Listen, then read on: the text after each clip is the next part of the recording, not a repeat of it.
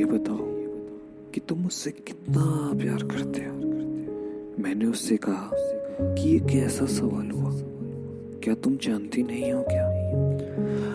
वो बोली हाँ जानती हूँ, पर फिर भी आई वांना नो। फिर क्या था, मैं उसे दुनिया भर की दलीलें देने लगा। उसके साथ का अपना सारा फ्यूचर प्लान उसे बताने लगा, जो मैंने उसके साथ आगे के लिए सोच रखा था, हमारी शादी से लेकर हमारे रिटायरमेंट तक। यहाँ तक कि मैंने उसे हमारे होने वाले बच्चों तक के नाम बताए। उसने मुझे बीच में रुकते हुए कहा कि क्या तुमने कभी सोचा है कि अगर हम दोबारा कभी मिल ही ना पाए तो क्या तुम रह लोगे मेरे बिना? ये सुनकर मैं एकदम खामोश हो गया, क्योंकि मैंने अपने आप को कभी उसके बिना इमेजिन भी तो नहीं किया था। मेरे चारों तरफ सन्नाटा सा छा गया था। मैं कुछ बोल पाता।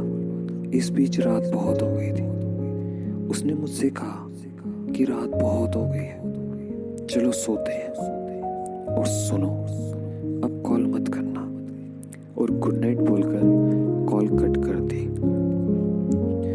उसके कॉल कट कर देने के बाद मैं काफी देर तक इस बारे में सोचता रहा।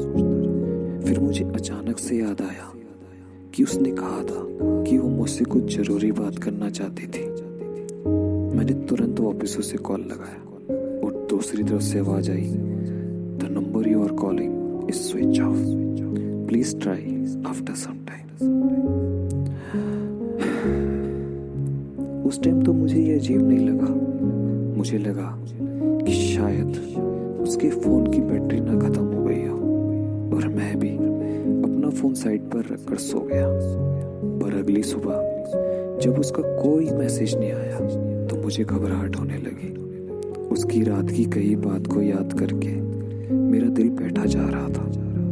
मैंने फिर से उसे कॉल किया। उसका नंबर अभी भी स्विच ऑफ था।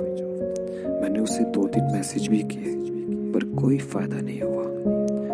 दिन तो जैसे तैसे कट गया, पर शाम होते होते जब उसका कोई कॉल नहीं आया तो मैं भागता भागता उसके घर पहुंचा। वहां पर ताला लगा था। उसके पड़ोसियों से पता चला कि सारा परिवार रातों रात कहीं दूसरे शहर शिफ्ट हो गया। मैंने फिर से उसे कॉल किया। उसका नंबर अभी भी स्विच ऑफ था। मैंने उसके दोस्तों से भी पता किया, पर किसी को कुछ नहीं पता था। मैंने एक बार फिर से उसे कॉल किया। अभी भी सामने से वही जवाब था, the number you are calling is switch off, please try after some time.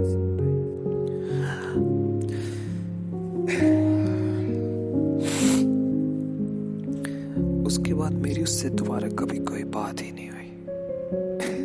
एक कहानी जिसका एक सिरा अचानक से कहीं गुम हो गया और अपने पीछे मेरे लिए हजारों सवाल छोड़ गया कि आखिर ऐसा क्या था जो मुझे उससे दोबारा मिलने तक का मौका नहीं मिला, कि आखिर उसने मेरे साथ ऐसा क्यों किया।